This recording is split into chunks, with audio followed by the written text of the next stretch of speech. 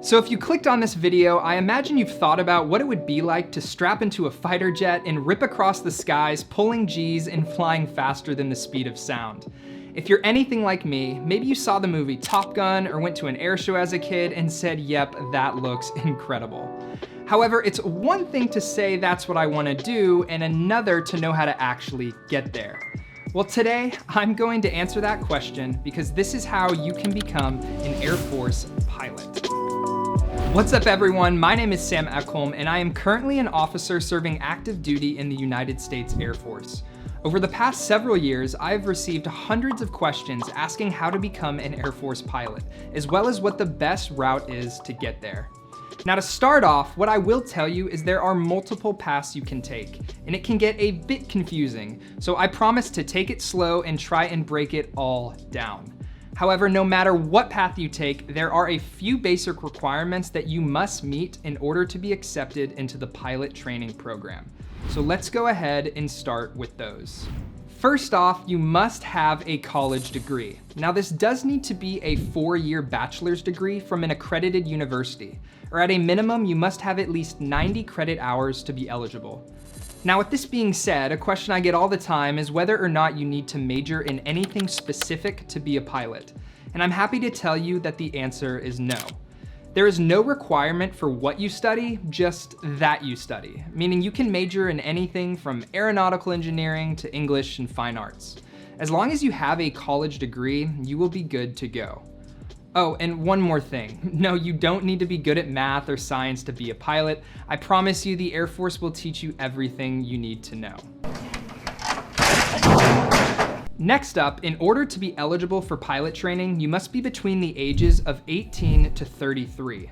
Now you must also be a US citizen and be in what I like to call good standing. What I mean by this is that every pilot in the Air Force must go through a single scope background check that allows them to receive a top secret clearance. Now while this definitely sounds a bit intimidating, there's no real need to panic. This background check is just an opportunity for the Air Force to examine things like your credit, jobs you've worked in the past, and places you've lived to ensure that you're responsible enough to be entrusted with the keys to a multi-million-dollar aircraft. Now I do want everyone to notice that nowhere on the list of requirements is prior flight experience. Another big misconception is thinking that you have to have a private pilot's license or have logged some sort of flight time ahead of applying. Once again, that is absolutely not true. There are tons of Air Force pilots whose first time sitting behind the stick of an airplane was after being accepted to pilot training. So while having prior experience may give you a bit of a leg up in the beginning, there's absolutely no requirement to have it. Okay, let's talk briefly about physical requirements and medical requirements. Generally speaking, yes, you do need to be in good overall health. However, everything is looked at on a case-by-case basis. And before you are accepted into pilot training, you'll actually go through a medical and physical evaluation. So with that being said, if you've ever heard that you need perfect vision or need to be a certain height to become a pilot, that's simply not true. In most cases, if your eyes can be correctable to 20/20, you'll be okay. Now in terms of height, there's no given requirement, meaning that if you are short or tall, please don't let that discourage you from applying. Height specifications actually vary by aircraft, and most applicants will be able to pursue a career in aviation with the Air Force regardless of what your height is. In the end, what I like to say is that if there's a will, there's a waiver, meaning every individual is looked at independently, and a lot of times a waiver can be granted for specific requirements you may not meet. All right, so once you've met all of those basic requirements, the next thing you need to focus on is earning a commission as an officer in the US Air Force. Now to do this, there are 3 routes you can take. The first 2 are options you can go through if you have not yet been to college, and the last is an option for those who have already finished college. So let's start out with the first 2. You can attend the United States Air Force Academy, which is a 4-year university located in Colorado Springs. Upon graduation, not only will you receive a bachelor's degree, but you will also receive a commission as an officer in the Air Force. Now, the Academy is a military school, meaning that you won't necessarily get the typical college experience. However, there are tons of unique benefits in going to the Academy, and I actually made an entire video covering that, which you can watch here. Now, alternatively, you could look at what's called ROTC, which stands for the Reserved Officer Training Corps. This is a program established in over 1,700 colleges and universities across the country. And the program's designed to prepare college students to become officers in the Air Force. Now, the way it works is that you will apply directly for an ROTC scholarship, which if awarded can be used at any one of a number of schools.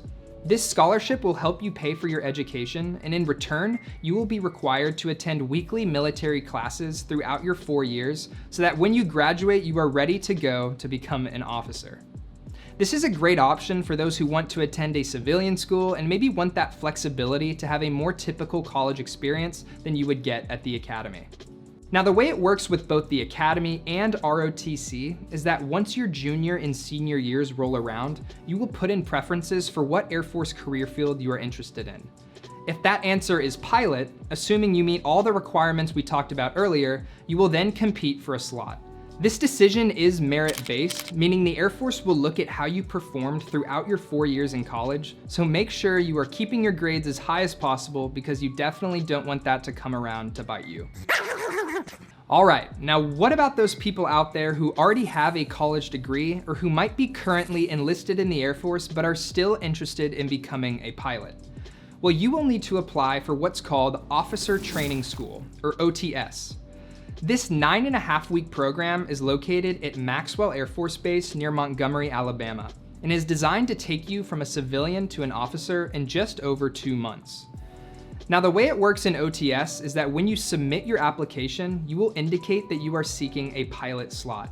So when you find out if you are accepted into the program, in most cases, you will also then find out whether or not you have been selected for pilot training as well.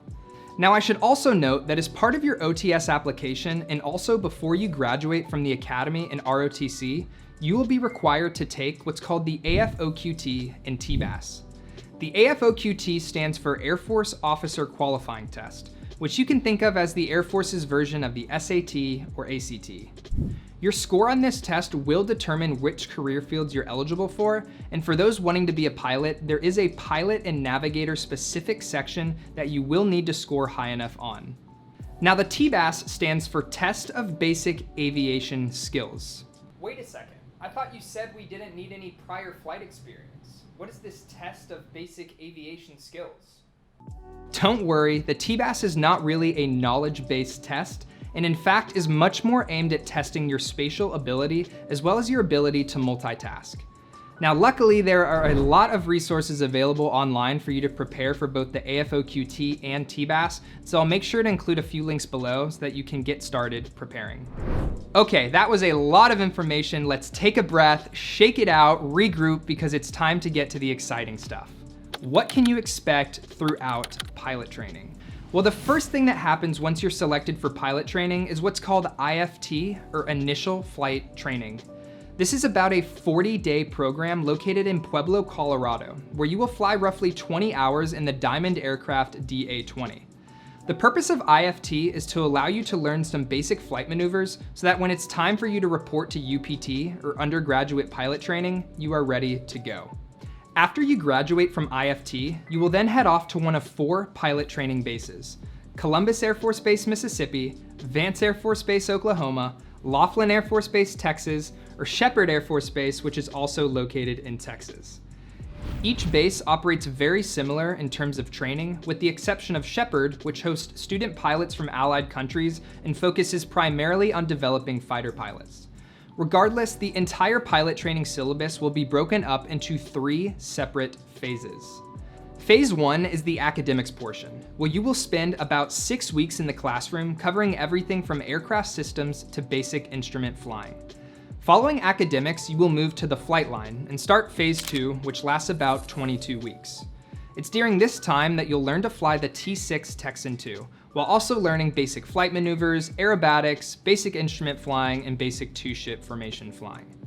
Now, upon the completion of Phase 2, you will follow one of 3 different tracks for Phase 3. each of which lasts between 24 and 28 weeks. The first track is for those who will go on to fly airlift and tankers, and this training is done on the T-1A Jayhawk. The second track is for those who will go on to fly fighters or bombers, and you'll spend phase 3 learning to fly the T-38 Talon, a twin-engine supersonic jet. The third and final track is for those who wish to fly helicopters, and you will go on to fly the Huey. Now, to decide which students get which track is largely merit-based, and each student in pilot training will be racked and stacked amongst their peers. The number 1 student gets their first choice, then the number 2 student, and so on. So for example, if flying fighters is your ultimate goal, you're going to want to make sure you're at least ranked in the top 30 of your class so that you can track the T-38. Now, you should know that these 3 phases of pilot training are very rigorous and consist of mostly 10 to 12-hour days of classroom instruction, simulator training, and flying. As I say with everything, it's important that you know what you're getting yourself into, and so please continue to ask questions and do some research on your own to figure out if going to pilot training is for you. Okay, so after you finish phase 3, you should finally start seeing that light at the end of the tunnel, because you are ready to receive those silver pilot wings. During your drop night, you will be awarded your aircraft, which like most things is also largely merit-based. Once again, you will have the chance to put together a dream sheet of preferences for which aircraft you'd like to fly, and starting with the number 1 ranked student in the class, each aircraft will be awarded. Needs of the Air Force does come into play here, and it's difficult to say what types of aircraft will be available to each pilot training class. Regardless, once you get your airframe and get those wings pinned on your chest, you should definitely be proud, because this is an accomplishment that very, very few people can say they have done. So yeah, that's essentially the roadmap to how you can become a pilot in the Air Force. Of course, the process doesn't end here, because as soon as you get your wings, you will then move on to train on your specific airframe before being fully qualified. However, the type of training you do and the length will vary quite a bit depending on what you are flying, so I think for now it's safe to leave it at that. However, I do want to mention another great option for becoming an Air Force pilot, and this is one that I had never really heard about until I was already in the Air Force myself. You can actually apply directly to the Air Force Reserve and Air National Guard. The benefits of going this route is that you will be applying to a specific unit, meaning that you will know what aircraft you are flying and what base you will be stationed at before even getting to pilot training. So let's say, for example, you want to fly F-35s, the Air Force's newest fighter jet. Well, you can actually apply directly to the Vermont Air National Guard, and after you complete the application and are accepted, you'll head to OTS and then pilot training, knowing that when you get your wings, you will be flying the F-35. Now, the application process for this route does vary from unit to unit, so I recommend you do some research and take the first step of reaching out to your local Air Force Reserve or Air National Guard recruiter to express your interest. Now, as most of you know, I personally chose not to go to pilot training for several different reasons. However, I do think that it's important that you hear from someone who not only made it through UPT, but also managed to drop one of the coolest fighters in the world. His name is Corey Clark, callsign Punch, and he is currently stationed at Langley Air Force Base where he flies F-22 Raptors. Hello? Hey Punch, how's it going, man?